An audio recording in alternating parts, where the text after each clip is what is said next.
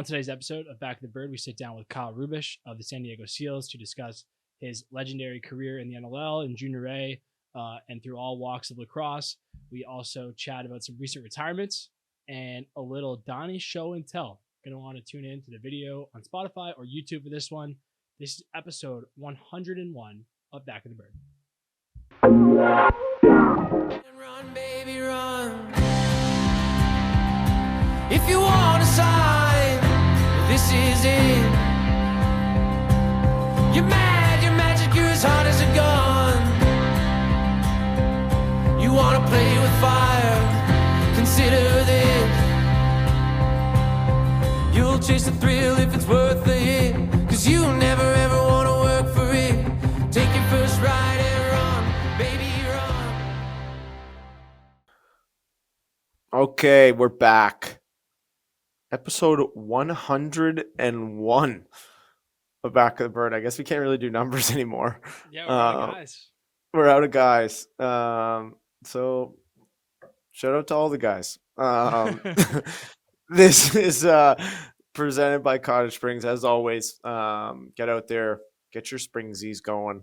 Donnie's got the shirt on. That's a nice shirt. Bang. I think that might be a Team LTD product too. Bang. Yeah. So go shop the merch. Go check it out. Go shop our merch too. Why don't you? 15% off with code BOTB15. But we got a good one coming this week. Kyle Rubisch. Nice. We had a nice long chat with him. But let's just kick it over. Just the gruesome twosome, Donny and I. Paulie's busy right now, but Donny, what's going on with you? Yeah, I'm great, man. I'm I'm better than great, actually. Getting to play lacrosse this week with my buddies, for real. Keeping score this week. I'm restless. I haven't been sleeping all week. I'm excited. I want to play. I want to get to Vancouver, kick it off. Yeah, it's short flight to start it out, eh? The short flight. Hey, I'll take the long flight for no customs. I don't mind that. Fair. I'll take that trade. I'll take that trade. So, and Vancouver is a kick-ass city, man. It's an awesome trip. It's one of the best trips on our schedule. Is the girlfriend coming? No, she can't make it. I'm going to Denver after the game though on Saturday, so get to be there next week. And yeah, it's just business. My grandparents live in Vancouver. My uncle lives in Duncan, British Columbia, which is on the island, and my dad's coming out for the game. So your dad's flying back from Bali to go straight to Vancouver. Mm-hmm. Unbelievable! He's gonna be the walking wounded. Speaking of my dad, Dan, I told you that I had something planned for this episode. I've actually been meaning to do this for a while. Oh boy! And just haven't been home. So, my dad, well, still, but when I was young, had a bad habit of buying random lacrosse shit at every step of the schedule. So I have a vintage NLL jersey collection that I think rivals most. Okay. And it's actually in the news recently. The NLL Unboxed is coming back to Montreal for the first time since 2002. Yeah. And the Express played one season in 2002. I was 4 years old. I am the owner. Oh my God. Of a Montreal Express kid-sized jersey. Wait, what is that logo? It's Is that it looks like a Pokemon? Know. Yeah, and if you're not subscribed, that's amazing. YouTube, get subscribed to YouTube. Yeah, this is great podcast listening for those driving in the car. Let's go through every jersey you've got. I got some random ones. That brings me to my next. We talk about Dan Dawson on the last episode. I'm the owner of an Arizona Sting children's-sized jersey. I'm not going to put these on because I'd rip them, and that's a sight no one needs to see. But that's nice quality. They last played in 2006, I believe. I was 8, and I have the jersey. Okay. Go to the next one. Well, we're gonna do this one. I'm just gonna flash quick because it's not that cool, or not that it's cool, but I have still to play against them. Calgary Roughnecks. Oh, boo! Boo! We're playing. I'm playing them this weekend, Donnie. Bad omen. There's a cheerleader signature on the back with a heart on it. Oh. Sup? Still got it. I'll go this one quick too because I also have to play against them. But limited edition Reebok before Joel Watson put them out of business. Red Toronto Rock jersey. These are pretty Oh, sick. with the notes, the music notes on there. And then my last one that I also feel the Sting Express. I feel confident I'm the only one that has those. My last one is a not Georgia, but a Minnesota Swarm Wow. OG. That's also so a funny. kid size. The kid size makes these even better. My dad kept ProJoy in business. Clearly, wasn't enough to keep these franchises in business, evidently. But yeah, they took the money and ran from the jerseys. And the next jersey I got was after this Rock one, which I want to see if this has a year on it. It's CCM with the old. It's look at that Reebok, and then if you turn it up, CCM. That's amazing. And then the next jersey I got after this one was my own jersey from Panther City. So wow. Yeah, can't call me a bandwagoner. Can't call me. You've been bouncing around. Yeah, my dad's been spending stupid money on this for a long time. So yeah, it's not new. We've been doing this. No, we've been doing this, and yeah, that's awesome. What a collection. But yeah, I mean, I guess on my end, I don't have a cool jersey collection, but I've got a stupid dress shirt on, and we're still grinding at the office here. But dude, so I got to tell a little funny something I've tried today, which was a unique experience. We had this guy from one of our offices in the Czech Republic was here, and he brought this gum from the Czech Republic that it's 100 milligrams of caffeine in each piece of gum. Holy shit.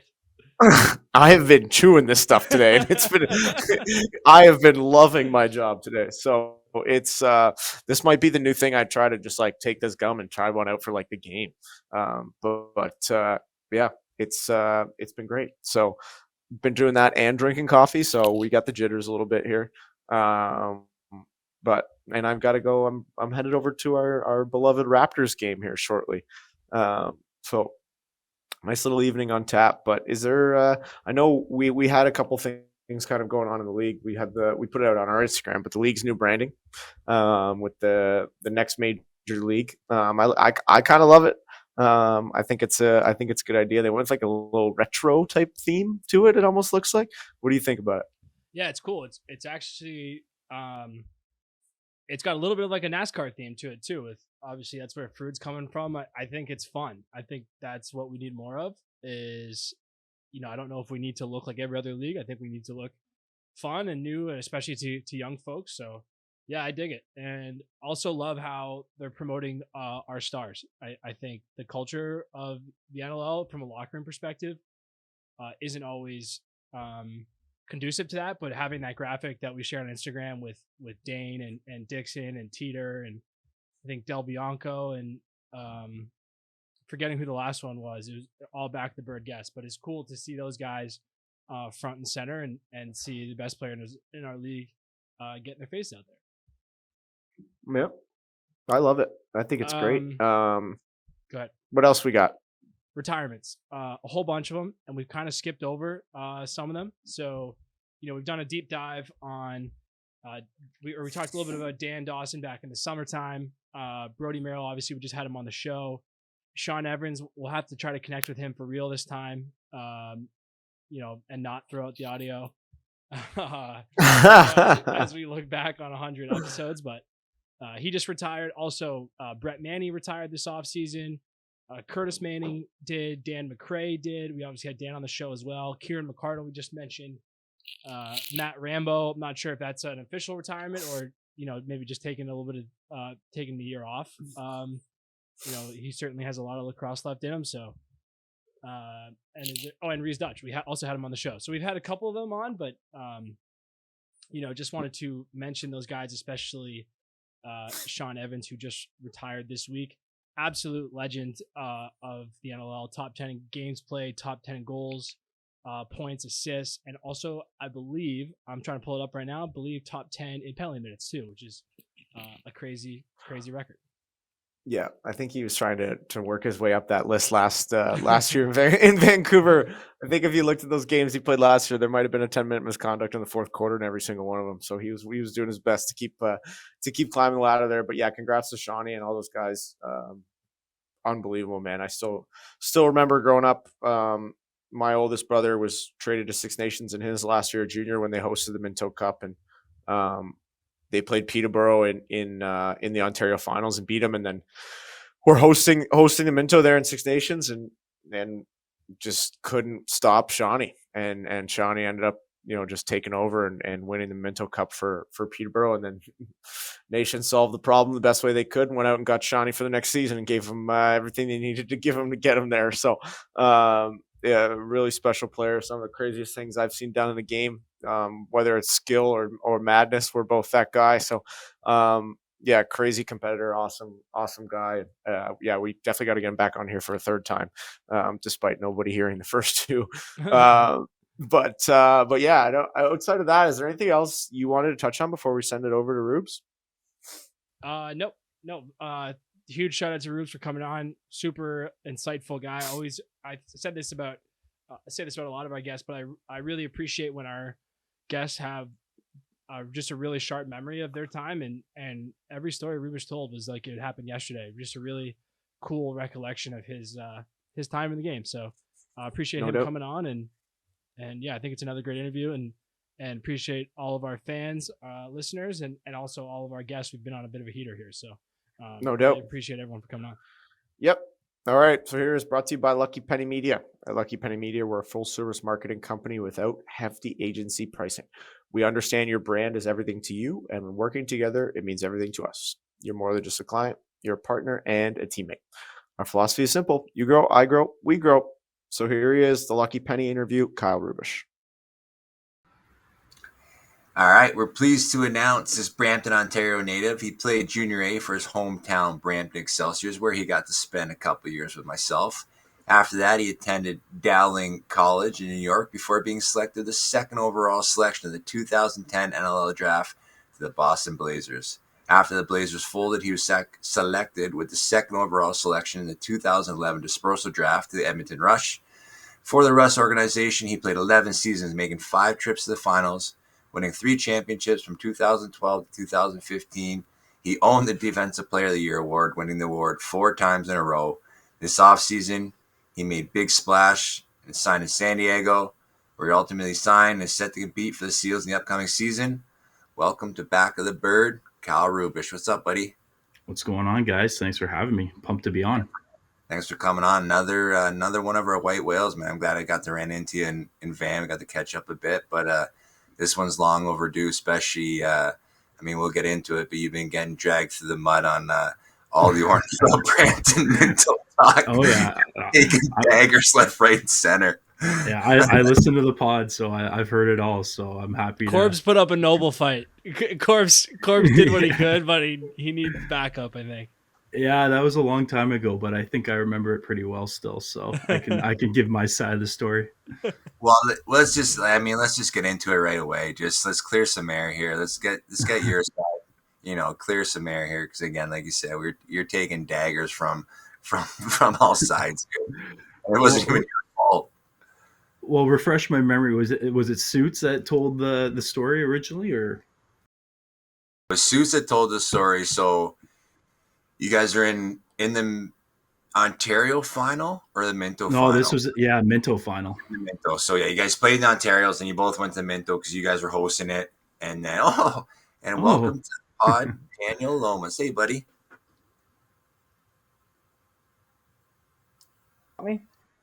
You're there. We're right in the thick of things here, buddy. So yeah, then you guys call the illegal pads on Rosie. So Suits goes in with Rosie. You go in, and then I guess take it from there. Yeah, basically, we were it was game 3 of the Minto finals, and it was kind of a desperation play to try to get a power play. And I remember it was just me, Suits, Rosie, and I think it was just one ref in there, and he brings out the measuring stick, and they asked me what leg. I'm just like, I I think Bees, our coach at the time, Brian Beasel, told me the right or left leg, and I just remember Rosie saying, "Wrong one, Rubes," and I was just like, "Oh, that's not good." And then all I remember really after that is just Suits running out on the floor like a maniac, waving his stick, and the Orangeville crowd going crazy, and that kind of sealed the deal for us. That's hilarious. So there was no what Suit said. Rosie said, "Wrong leg, bitch," or something Yeah, like. I don't think there was a bitch comment. There could have been. It was a pretty intense moment, but it was also like back in 2009. So it's definitely a better story with him calling me a bitch. But I just remember wrong one, and then Suits just taking off and swinging his stick for the crowd. Oh, that's amazing. Well, all right. Well, we'll get that out of the way, but let's start at the beginning, buddy. Growing up in Brampton, how do you start playing lacrosse? Yeah, I was kind of a hockey guy growing up all the way, and then I was playing baseball when I was young, and quickly changed over to lacrosse because all the hockey guys were doing it. And yeah, just there's a rich history in Brampton with lacrosse at that time. And yeah, I kind of just worked my way up, switching from A teams to B teams in Brampton, and then finally kind of coming in my own and being kind of a staple on the A teams with some good teams back in the day. And yeah, that kind of led me to junior A with Brampton. And yeah, the rest is pretty history. No crazy story. Just my dad didn't play lacrosse. He was never really he was a hockey guy too, so it was kind of new for our family, and yeah, it kind of just took off. Because you guys, like, I remember just because I got traded your guys' first year, but I remember like hearing about that '88 group that you guys were like really good, right? Like obviously it was like you, Dill was like a stud in minor and stuff. Like he kind of fell off to in junior. Oh, I love that you said that. Yeah, Dill was obviously like a superstar of Brampton lacrosse. We had like Ryan McClellan, who you played with. He was, Yeah, which was we were playing with his little brother last year, Connor. yeah, That I know was it's wild. that's wild. But yeah, then like Tyler Carlson, who was our goalie the whole way up, and I'm sure I'm missing guys, but yeah, Ryan and Dylan were kind of like the stars of Brampton lacrosse growing up. the the one thing I remember, and I again, we talk about memory, and obviously my memory is about as good as a goldfish, probably due to multiple punches to the head. But like when you came in, were you not an offensive guy in junior? Like, were you not running our power play for a bit? Yeah, I started playing offense. I was in midget. I was going out the back door, but then playing the top of the power play, which was kind of weird. And then yeah, I played junior B for Mimico my first year. I didn't make the Brampton A team, so I played offense for Mimico. And then yeah, when I first came in for Brampton, I was kind of playing both. And yeah, I got quickly moved to the back door not too long after that, and stayed there. That's hilarious, man. I thought so. Nice Yeah. memory, Paulie. There's some locked away in there somewhere. Um, then how do you get to Dowling? Because there was a bit of a pipeline of Brampton boys in Dowling, right? There's you, Johnny Blue, McClure. Who else was down there? Ryan Campbell went there. Yeah. Dill went there for a year. There was a bunch of whippy guys: Kyle O'Brien, Nick Cotter, Dylan McDougall went there for a little bit. He was my roommate for a year. But yeah, the now defunct Dowling College that no longer Oh, there's no exists. more. No,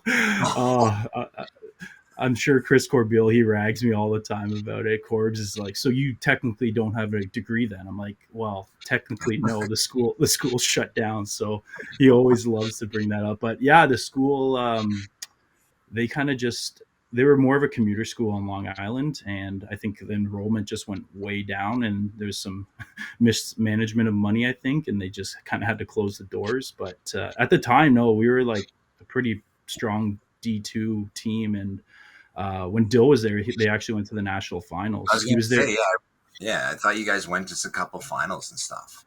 Yeah, so he was there in '05 maybe when they went to the finals, and then yeah, like me in high school, I let's say I didn't apply myself that much, and I didn't really get too many offers. Yeah, so Dowling kind of came knocking, and yeah, Dill was planning on going back, but then he kind of decided to enter the draft early, and he didn't get drafted, but I guess he gave up his eligibility to go back to school. So I was like, oh, sweet, I'm going to go to school with one of my good buddies, but then he couldn't go back. And yeah, I just, we had some good teams in D2. We went to semifinals one year and lost there. But yeah, it was kind of random how I went there. But like you said, there's a line of Canadian guys that went there. That is, I didn't realize. Obviously, worked out. Dill had a great NLL career, but I had no idea he did the old 4-go, no pickup. That's got to be a stressful time in his life. Hey, so I have to bring this up too because he was all over me. But we brought up the one pod like free agent tryouts, like not even like he's getting signed as a free agent, like open tryouts. And Dill was a guy that made it through open tryouts to Rochester. So we have to give him, after I just shit on him at the start of this, we have to give him some props. He didn't get drafted, so there's a bit of a dagger, but he grinded his way and made a team and grind. That's enough about him. So Yeah. No more. In his defense, I think We gave him his tire pump saying that he was a superstar when he was young. That's all we need from him. yeah, in his defense, I think he entered 2 years early too. So we'll give him that. Yeah. Yeah. 2 years later, he's getting picked first overall. Yeah, exactly. Where was I guess for you, like kind of after your time at school, do you remember the draft and like where it was and kind of leading up to it? Yeah, so I went to school second semester as a freshman, so I kind of went right down there, and the season was going on right away, so I just kind of got thrown into it. So I had to go back to school to finish my degree, which is kind of pointless now considering the school doesn't exist. But I had to go back for one more semester. So I was actually on my way back to school when the draft was about to happen, and it was just I think it was at the Weston Weston Harbor Castle in downtown. So I kind of watched it online, and I kind of knew where I was going. I was playing with like Cosmo and Josh Sanderson and Dan for the Excelsiors at that time, and they were kind of just like, yeah, Boston's taking you number 2. So yeah, kind of anticlimactic for the draft for me. But before the draft, like again, we kind of talked about like you playing offense and then went back to the D door. And I remember talking to my brother when you started playing senior, because again, like I kind of knew you as like an old guy. But then my bro was like, Dan's like, hey, you got to see this Rubisch guy. Like, he's shutting down junior in the John Grant Jr. in, like, majors. And I was like, Rubisch, like, he's an unreal. He's like, dude, he is sick. So, like, kind of take us through, and obviously, like, well, your career, you know, stands for itself. But, like, when did you make that transition to, like, becoming, like, or, like, feel like you're becoming, like, this elite defender? Yeah, I was always more kind of a D guy first, but like I said, on our midget team, we were a little thinner on the O end, and then later in junior A, I was strictly D, and yeah, kind of at school, I was just kind of our go-to long pole guy, and yeah, I kind of just shifted my game to be more of a lockdown D guy, and like you said, my first year of senior A, I was like covering like Tavares and John Grant, and I was like Dan said to you, I was doing pretty good against these guys, so I was kind of like, okay, like let's keep going with this, and yeah, obviously it worked out just being a strict D guy. Is that when you mastered the guys doing the face dodge, just doing the old fucking check right through them, or what? The one-handed check, yeah. Oh, my arch nemesis. I think it was like early game in my rookie year. Everyone's like, don't go under. I'm like, wow, there's a ton of room under there. I'm going to go under. Just fucking ball flies into the stands. I'm embarrassed, running off. Tough. It was a tough start. Yeah, it's actually funny because this past weekend in San Diego, we were having a practice, and one of the younger guys tried to go underneath, and I kind of got him with that check, and Dobes goes right up to him. He's like, "You don't go down the lane with on that move." I was like, and Dobes is just like give him the eyes. He's like, "You don't do that." I can't remember Yeah. who it was, but Dobes was like right in there telling him about it. It's like the Billy Madison just fucking shaking his face. Don't you ever do that. Oh, that's funny. Who went first in your draft? Who went number one? Cody. Okay, yeah.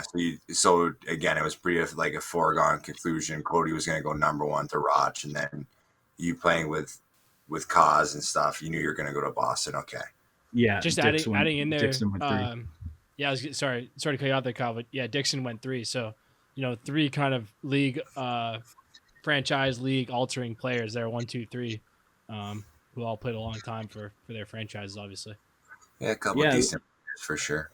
Yeah, and like you said, it was kind of mapped out. Like Cody was going to Roch, and I was the East guy, and Dix was a West guy for Calgary. So like 1, 2, 3 was kind of mapped out, and I think all 3 of us kind of knew where we're ending up that year. So let's go. Let's go that first year at Boston, because obviously I was there 2 years prior, and obviously like people always ask me like, your favorite place to play, and Boston's always up there, but we were living down there, and I think when you came in, again, money was getting a little bit tighter, so everyone was flying in. But how was the first year in the league for you? Yeah, I love Boston. It was a great time. Yeah, money was getting a little bit thinner.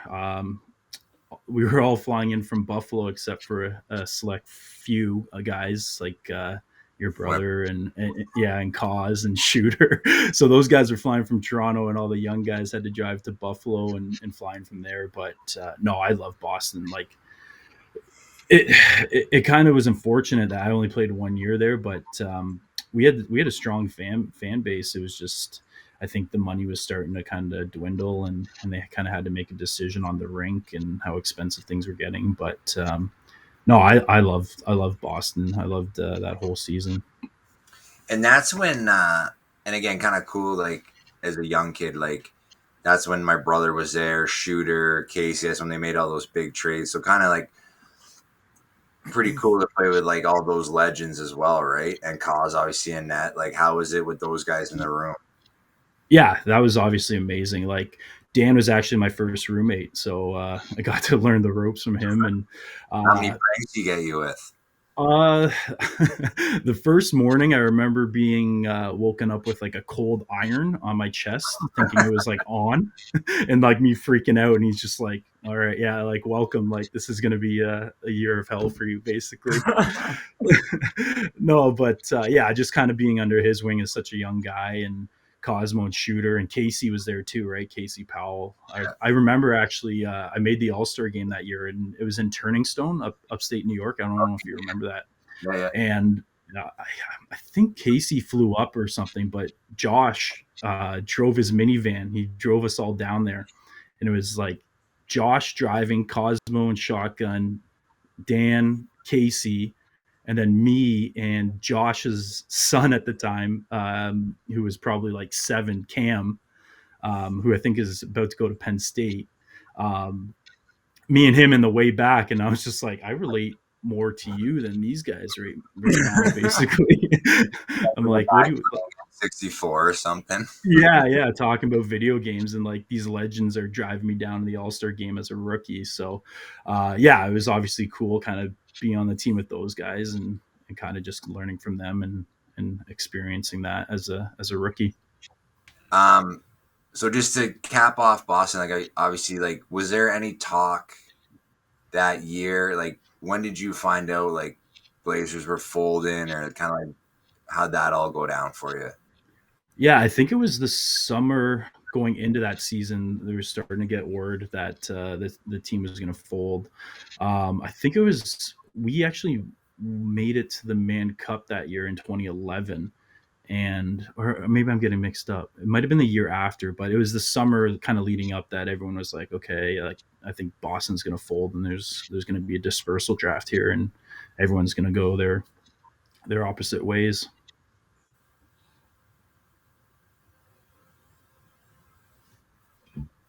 we lose Paulie? No, sorry, I just owned up there. Please keep that in. I've never seen you look I thought frozen. that was amazing. You're amazingly still there. I thought it That was froze. awesome.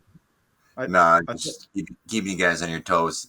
I like that. And then take us through that dispersal draft. Then, obviously Edmonton picks you, but like who you talking to? Like how'd that all go down? Yeah, like I think if my memory serves me right, it was actually right before the Man Cup because I remember, well, like I just mentioned all those guys that we had, so I was like, I have no idea where I'm gonna go, and I guess because I was a bit younger, that Derek Keenan kind of saw that he could get me for years down the line, basically. So I actually went second behind Dan, like in front of like Shooter and Cosmo and Casey, and I remember we were in Langley at the Man Cup, and Derek called me. He's like, "Yeah, like we took you, like welcome to the team." And he's like, "I'm actually working on a trade for your buddy Chris Corbeil." And we were like in Langley together at the hotel. I'm like, that would be pretty sweet. And then, yeah, Dilksey was on our team in Boston, and they took him in the second round too. So within like 2 weeks of this dispersal draft and trades, we had me, Corbs, and Dilksey all going to Edmonton. That's unreal. It was your memory does serve you right because 2011 I was in Victoria, and that's when you guys went on that like magical run and ended up winning the Man Cup. Yeah. So it was all right around then. Yeah. Donnie, you have the list for the draft? Yeah, so dispersal draft. So this is September 9th, 2011. So Dan Dawson 1, Rubisch 2 to Edmonton, Cosmo 3, Josh Sanderson 4, Mike Kirk, Kevin Buchanan, Nick Rose to Calgary at 7, Jamie Rooney, Greg Downing, John Orson, Ryan Dilks down a little bit more, Mitch Belisle, Casey Powell, Damon Edwards, just down a little bit more, Dan Teat, Brett Queener, just like but like that, That's those a kind wild of first list. 10 guys, like, there's a really impressive, list of talent of some all-time names in there.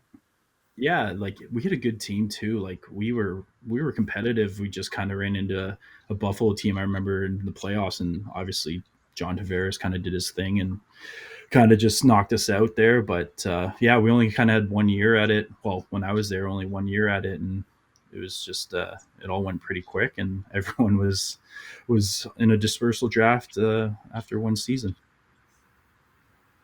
And I mean that year you go in. So I guess so. Your first season with the Rush was 2012. Yeah, and I mean you guys go 6-10, but then just grind your way and kind of peak at the right time to get to the finals. What was that season like? Yeah, that was a weird year. I remember we were struggling most of the year, and then I remember like our owner at the time, Bruce Urban. I remember him coming into the dressing room at one time, kind of letting us know like things have got to change. And then all of a sudden, we kind of went on a run. And when playoffs started, I think like we played Minnesota in the semis, and we won like 18-3 or something like that. Like just smoked them, and then. We played Rochester the first year that Rochester started their dynasty, and we were up, I think, maybe 3 or 4 goals at halftime. And Cody kind of went off in the second half, and kind of the game got away from us. But yeah, we were not a good team in the regular season, but kind of went on a run and made the finals, and that was kind of our first sniff with the Rush in a championship game. Yeah, and then, sorry, go Danny. Yeah, I was just gonna. I mean, after you guys kind of get that taste, and obviously you have a full year of you mentioned like Corbeil, yourself, Dilks. I believe Cornwall came in then too. Yeah, we traded for Jeff too. So you guys all get that year under your belt, and then the next year, Matthews, Snyder come in. And do you think kind of playing that year together, establishing yourselves and coming together as a team, and then adding those pieces, like did it just feel different going into that next year? Yeah, definitely. Like you said, we drafted Mark 1, and Snyder was a high first rounder, and they came into the league, and those two guys were like instantly ready to play, ready to be studs in this league. 2013, we were a good team, but I think we lost the stealth in the playoffs, and but it kind of like started the groundwork of what we have as a core and a younger core now, right? With all these guys. And 2014 came around, and I think we drafted Churchy, so add him to the mix. And I think that was like a historic year. I think we won like 16-2 or something like that, and we were like feeling good, and ran into a Calgary team that just had our number and kind of knocked us out of the playoffs. Like playing them like so many times over the years, it was so hard to get over the hump playing against them. Is this guy Donny? Did you send him our show notes? Because it's I was unbelievable. gonna say it's really impressive. Like, Yeah, that's a great memory. I mean, Yeah, all I'm a that. bit of a lacrosse nerd. I'm not gonna lie. I like that. That's good. It makes our job nice and easy. We don't even have to read off the notes. You're just reciting all these records. It's unbelievable. But what was we kind of talked. We actually we're doing this on a Thursday. Last night we interviewed Brody Merrill, and he talked about kind of like when you're on a really good team and things are going, it's like winning feels easy. Like, did it when you guys were going through that season, was it just like you start to get that confidence and it's like you're going into the game just like we're going to win this game and stomp teams kind of thing? Yeah, I'm not gonna lie. It kind of was that feeling. We were just like, yeah, we can just kind of show up here and things should go good for us. We were a very light group. Like we like to have fun, and we didn't take things too serious. But when things did go bad, we knew how to kind of lock it in and dial things up. But yeah, for a few years there, it was just like, yeah, we're gonna show up to the rink and do our thing, and things should go well for us. And then, yeah, and I like kind of to that point too. You guys are all still pretty young at that point too, which kind of makes sense, like being loose and whatnot. But then, like that next year, you guys get over the hump. So, like, what kind of changes in 2015? Like, obviously, you go to the finals. Like, first year maybe lightning in a bottle, but then you have like a great year, and then now like the foundation is laid. So, like, kind of 2015, what changes for you guys to get over that hump and actually win? Yeah, 2015. I think we draft Benny Mack that year. I think he won his first year. He won a championship. So right there, those names I listed, kind of you have a young core of offensive players, and then we had a young D. You add in Nick Billich and John LaFontaine and Sorketti, etc. Midsky, right? So Boldy, like the list goes on. So we had a good team, and yeah, like I just remember the playoffs. They were like, oh yeah, here comes Calgary again. Like we got to get over this hump. And we back then it was the mini game, and I think we lost in a mini game the year before to Calgary. Yeah, we definitely did. And then this time we're like, oh, here we go again. Like mini game against Calgary. What's going to happen here? Because as you know, it's just a crapshoot when it comes to that. But yeah, we got over the hump and made it to the finals, and we're like, okay, we can actually do this. And once you get there and you kind of feel like you can do it again and again, it's a good feeling. And I remember that 2015 kind of Mark just went on a different level. That's one of the best performances I've ever seen him in 2015, and he kind of just put us on his back, and yeah, the rest is history. What was that celebration like? Do you remember that vividly? Yeah, I remember most of it. The whole team stayed an extra night, and they had hookups for concerts and stuff. So I think there was Imagine Dragons and That is an absolute unbelievable. That's an amazing concert to go to. Yeah, and Metric and Imagine Dragons. So the whole team stayed, and yeah, the boys partied pretty good. And then a week later, Bruce Urban flew the whole team down to Vegas to celebrate. That's what. So Mark must have got wind of what was going to happen with the celebration, and then he just said, "You know what, boys, hop on. We're going to Vegas, and nobody's stopping me." Not a bad move by the owner to tell him Vegas is down the line if you win for us. So that got him motivated, that's for sure. And then the funny thing is, well, not the funny thing, but then obviously like the move, and we've talked about the move like with other guys from Sask and stuff, so we don't have to go on that. But then the next year you guys win, and isn't there another trip after you win the next year too? Yeah, there was another trip, this time to Cancun. Was that put forward before the season or no? Well, yeah, I think it was kind of like it didn't have to be said, but we're like, well, if we won last year and we went away. We'll probably go again this year. So kind of everyone was like, kind of prepping like, hey, if we win, where should we go? Like, should we look at Vegas again or somewhere else? So it was kind of just a given that if we win, we're going to have another big party. So I think that was some motivation for guys, definitely. Who was your MVP of Cancun? Oh man, Johnny Laugh had a good time. Dilksy had a good time. Yeah, there's some stories that I'm sure will come out once everyone's out of the league. Nothing too bad, but just yeah, some guys had a good time for sure. Any big sunburn guys that were down there walking around or what?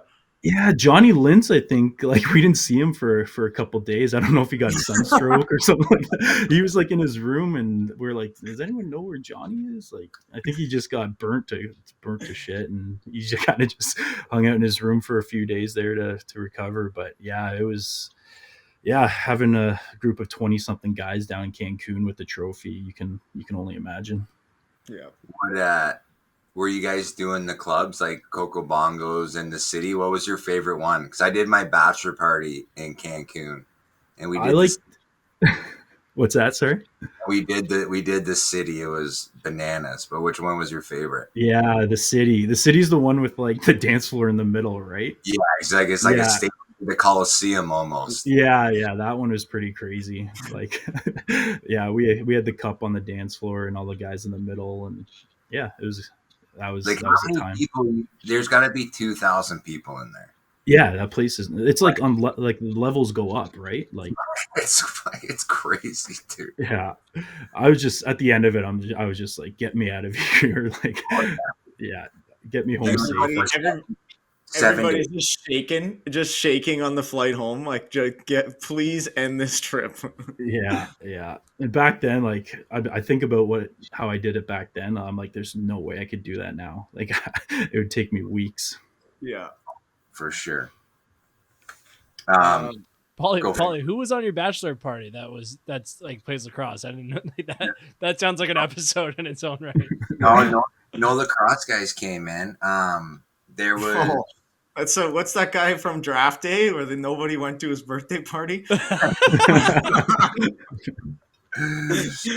it was like I got a close group of friends. So like my yeah. I don't know. My wedding party was 11 people deep. Oh, it was wow. actually 12 people, I think. So we had 20 guys there. But it was all like childhood friends and university friends and stuff like that. My dad and his best buddy came. So listen to this. Quick story. So we're like in the airport, guys are getting fired up. And then my dad would have been like 70 years old probably at this point. and his best friend come. He's like, my dad's like, I'm gonna come, but can I invite my best friend? And my brother's like, yeah, for sure. Like, invite Bobby. It's all good. He's actually a Brampton guy. So we're in the airport, like everyone's drinking at like 7 a.m. And then my brother's talking to Bob, and then Bob's like, my brother's like, hey, so excited about going to Mexico? He's like, yeah. He's like, I don't know about this flight though. And brother's like, oh, why not? Like, it's not a big deal. He's like, well, I got vertigo, so I don't do very well on the flight. So my brother's like, what the f-? He's like, well, why are you coming then, dude? So my brother comes over. I'm like 5 beers deep. He's like, Bobby just told me he's got vertigo. He might not last the flight. I was like, Jesus, dude. That's amazing. The one guy he brings is a guy that can't fly on the plane. Just wait till you get to the city. Yeah, exactly. He didn't. My dad came to this city. I don't think Bobby did. Bobby was in his hotel room recovering from the flight still. He was still, the room was in when he got there. When he heard the club was compared to the Coliseum, that didn't do it for him. No, he heard there was levels. Yeah, he was old enough. He probably went to the Coliseum in his heyday, so he's like, I can't go back.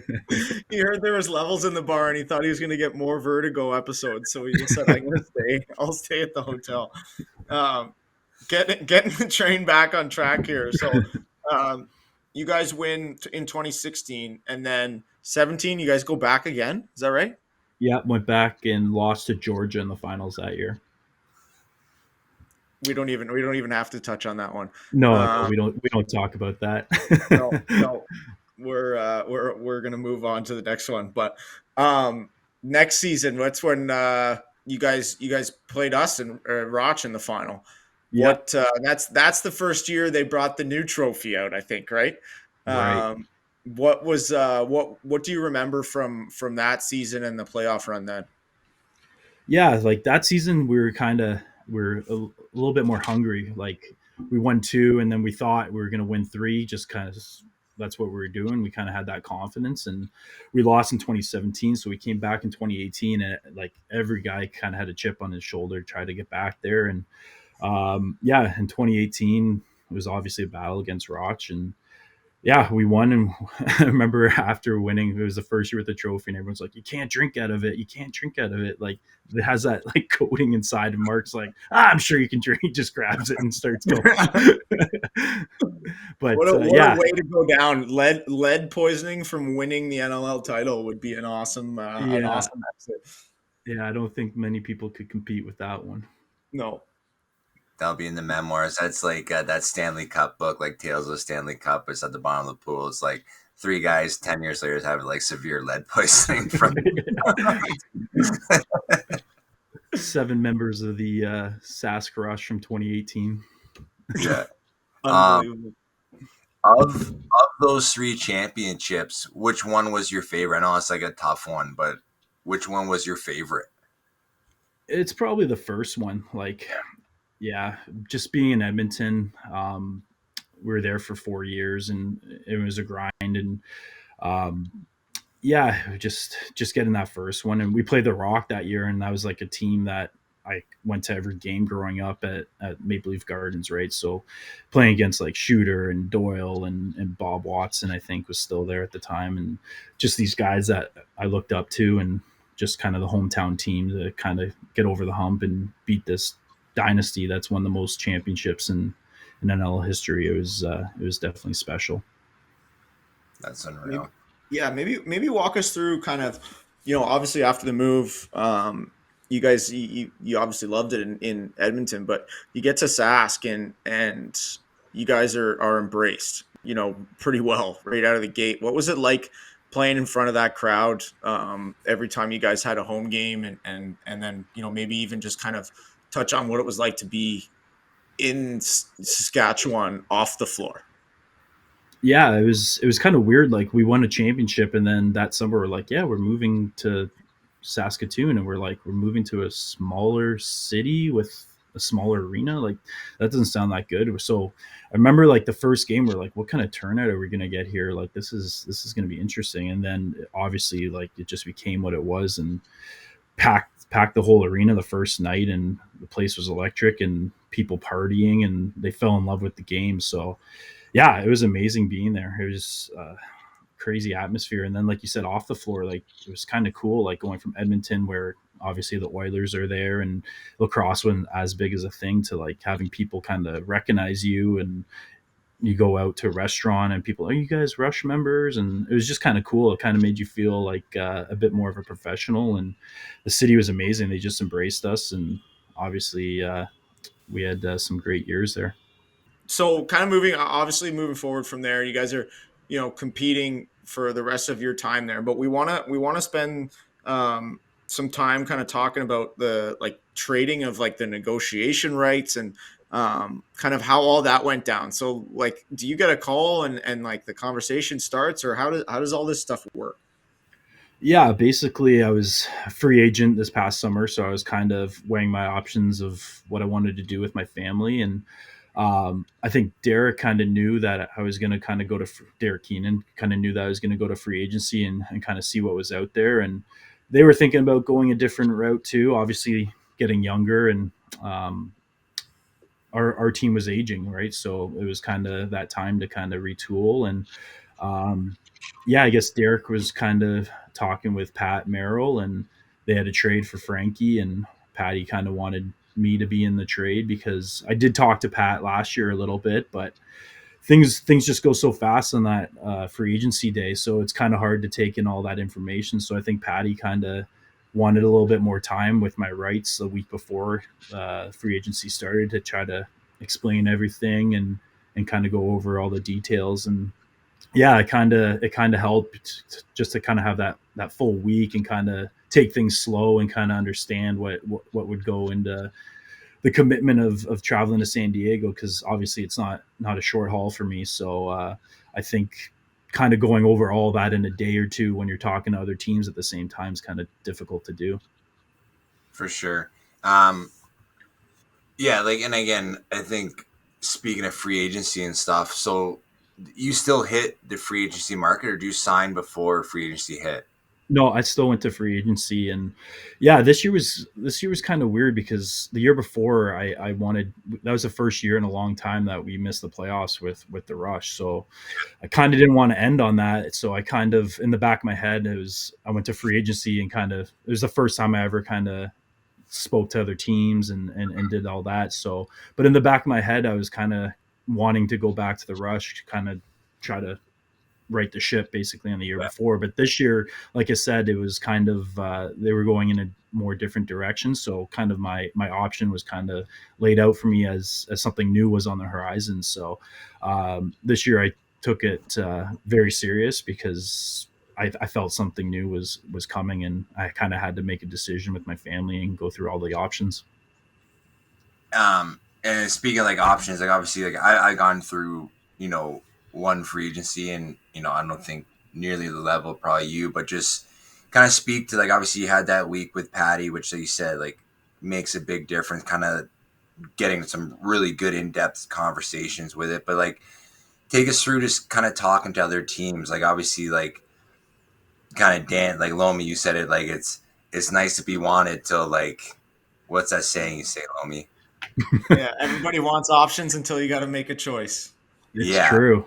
It's right. Because true. then all of a sudden you're like, you feel bad about telling other people no. Just kind of take us through like that that part of Yeah, it. that's probably the perfect quote. Like you get excited about all the options and the possibilities where you could end up, and then all of a sudden it's the stress of talking to all these GMs and basically talking numbers, and the stress adds up pretty quick. But it's a lot because it's just not just the dollar amount and stuff like that. What it goes into the travel and practice time and what training camp looks like. So just diving into different teams and kind of learning the whole song and dance with each organization. It's a lot, and it's a lot to take in one day. And like I said, that's why I think with San Diego, it kind of gave me time to kind of understand the organization a bit more and talk to different people in the organization and kind of get a feel for what that would be like.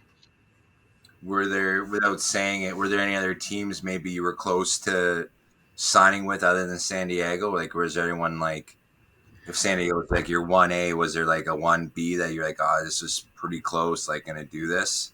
Yeah, definitely. I'm not gonna lie, my head was spinning like that week. I was like, it was hard because there's so many competitive teams, obviously. So number one is I wanted to go to a team that was ready to win, obviously, and you take in the factor of coming back home closer to your family or still traveling. So my head was spinning. I was like, I have no idea. I got off the phone the first day and I said to my wife, I'm like, I think I'm more confused than I was before. Yeah. So That's tough, and it's a funny thing, and obviously in other sports too, like other players and stuff like that. But it's like I find thinking of lacrosse, it's like everybody. You either played with somebody who's a coach and a GM now, so you have personal relationships with, like, all these people, and then it's like you get to the position where you have to let the majority of them down. You can only pick one place, and I think that's probably just the way that we're kind of wired. It's like it's a tough scenario for somebody to be in.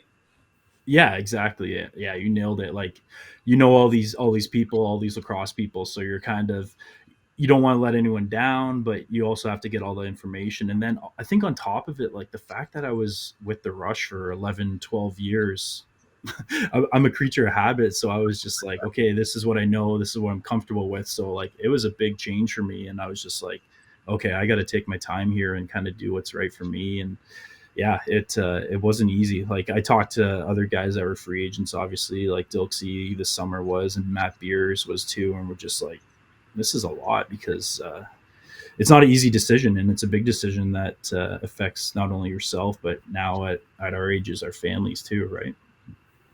For sure. What was kind of like the deciding factor to choose San Diego? If you had to choose like one thing. I would say just them being ready to win.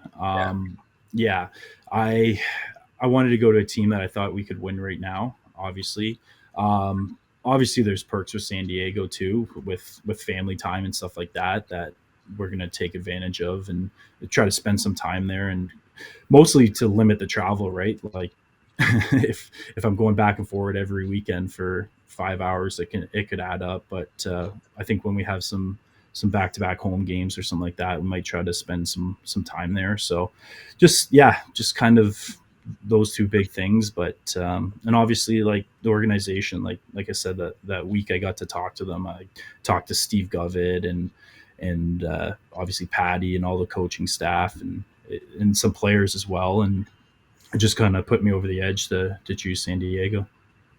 And the sound of the Brinks truck backing up into your driveway probably probably helped you. That's always a factor. That's a factor. Yeah. That's good. Again, we've had you for a while here, but just Donnie's got a good question that he put into these show notes. But um, for you, if you think back on all the time that you've played and maybe both, summer and the NLL as well, like, is there someone that pops into your mind that, a certain series or just every time you played against a certain person was just like the hardest guy for you to guard?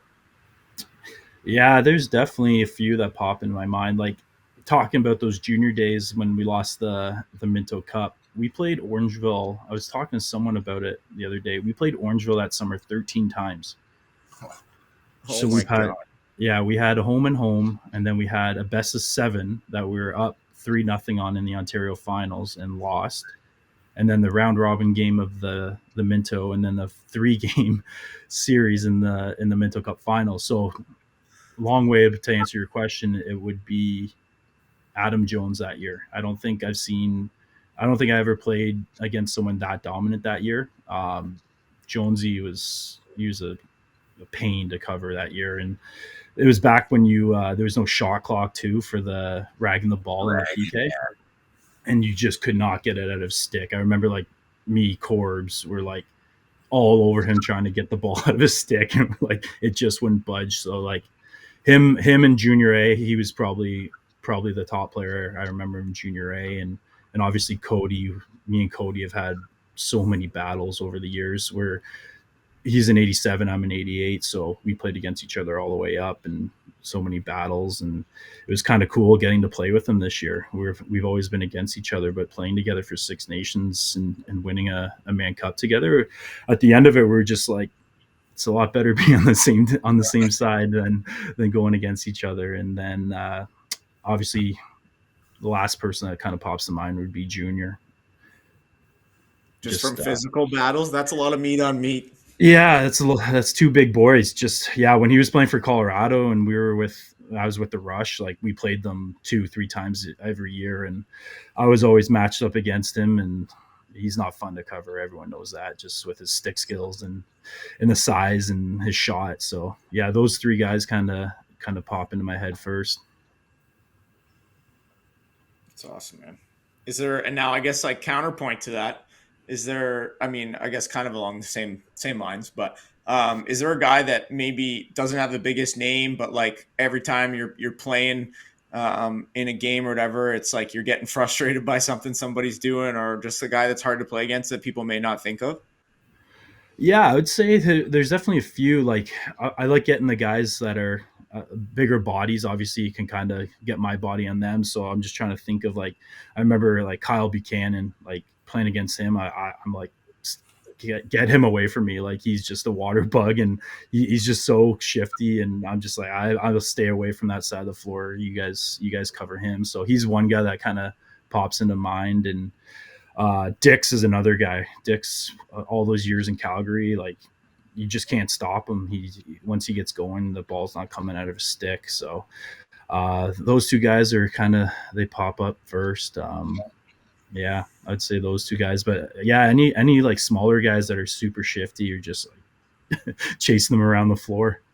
That's still my favorite. Danny Mac had a funny little joke about Tony Malcolm, was Donny, your teammate down there, but he said I think it was 7 years, he still didn't land a cross check on him. The guy was just buzzing around nonstop. Yeah, he's another one. Like playing against him this summer against New West in the Man Cup final. Like he is shifty. He's a good player too. Yeah, Will Tony and Will both, but Will's got the best feet I've ever seen. He scored goals last year. Andy's quick. You fucking sick bastard. You like it? Oh, come on. You're the sick bastard there. That was not a fucking weird thing to say. He's got unbelievable feet, and he's very quick. He's super quick. Yeah, he's super quick. Fuck off. That's funny. A couple more here, then we'll let you go, man. This has been great, but just to tie everything back to San Diego, like, kind of, what are you most excited about going there? Like, just season and just like in general. Yeah, just the opportunity to win. Like I kind of said, I know it's cliche, but I've never played with guys like Dixon and Dobes and well, like Team Canada, but not in the NLL. Never like for a full season type thing, and like Bergie and just a bunch of young guys too that are ready to take a jump. Like we got a young D core and like Shumei and Danny Logan, and then we got like Trev Baptiste, who I've never played with. Riggs and Net, who's this young stud. He's only I think he's a 2002, like crazy. I was just like, so you weren't born when 9/11 happened, eh? I'm like, yeah, I was going into high school watching that, yeah. But no, just excited to play with a bunch of these guys that are I've never played with and ready to, in my opinion, take the next jump in this league. And we got a lot of talent. I just hope we can put it all together and make a run at it. 100%. And then our last one, kind of, we end with everyone. Obviously, you've made number 4 pretty famous. Where did that come from? Yeah, I was always number 8 in Brampton minor lacrosse growing up, and then it's obviously retired by John McCauley.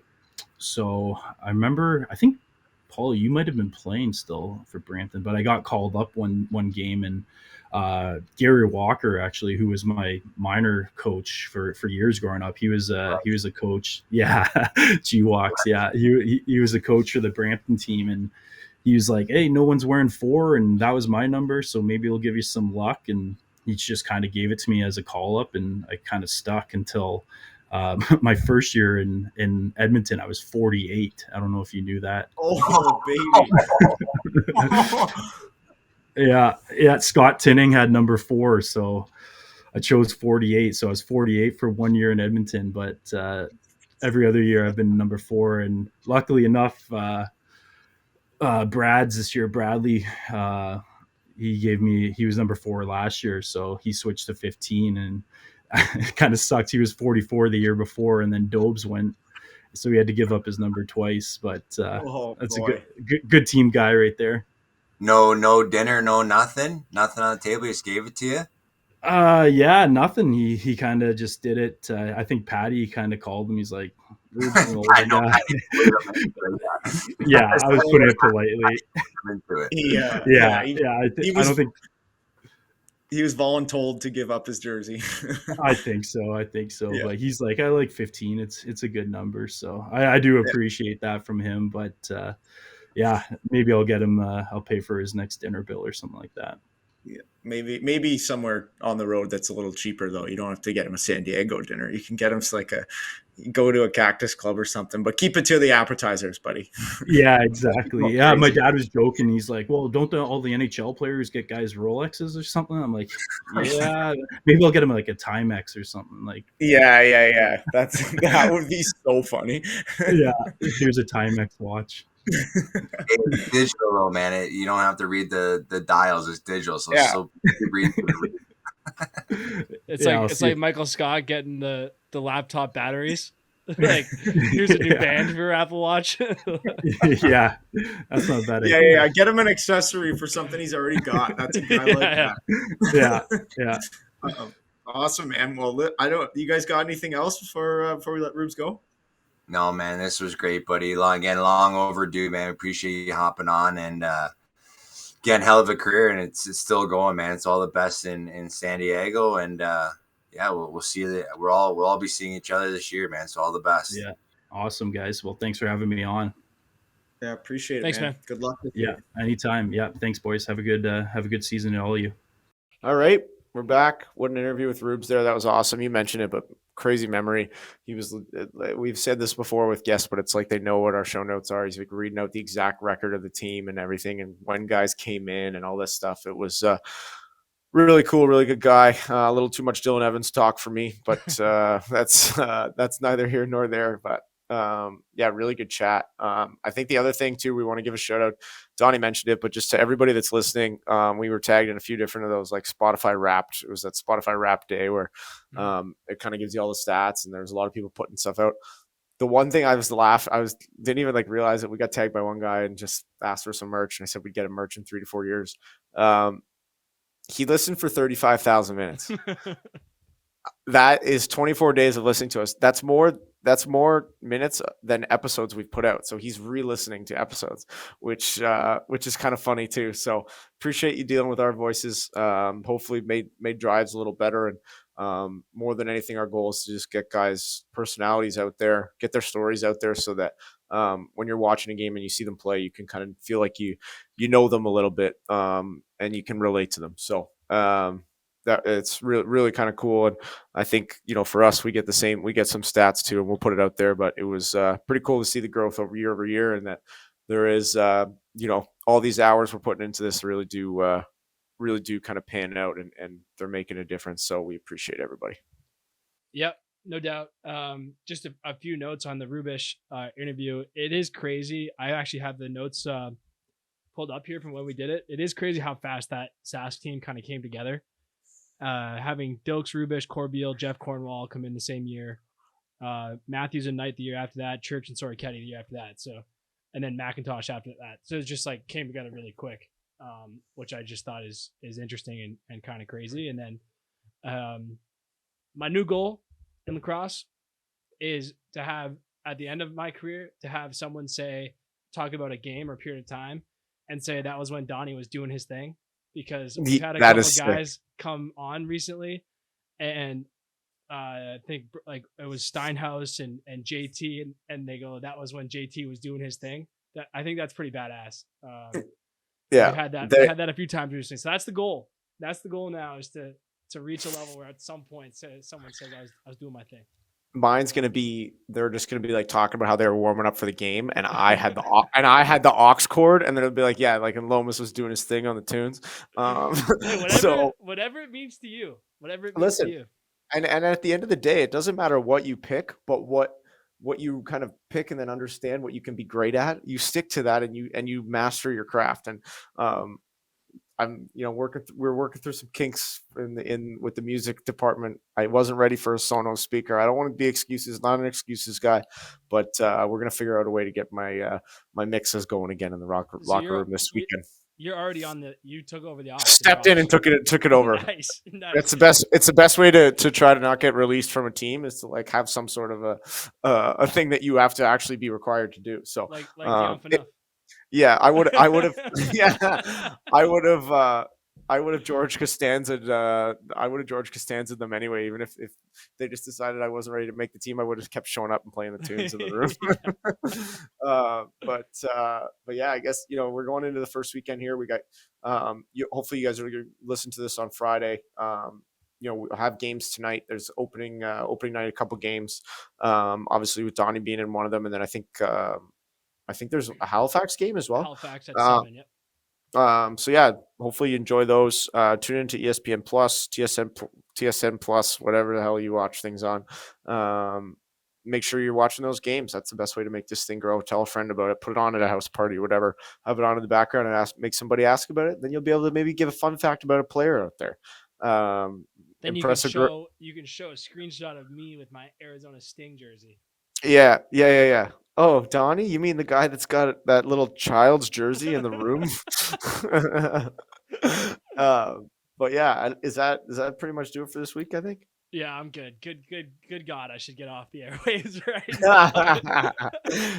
Yeah, it looks like you're the one that's eating the Czech caffeine bubblegum over there. But yeah, just fired up.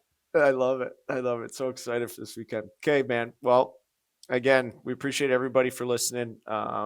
We're gonna keep this thing going into the season, and keep having guys come in and talk to you guys about kind of what's going on and just life as it goes in season and balancing everything. So strap in, folks. It's gonna be a fantastic year. Looking forward to it. Watch those games, and we'll talk to you next week. Peace.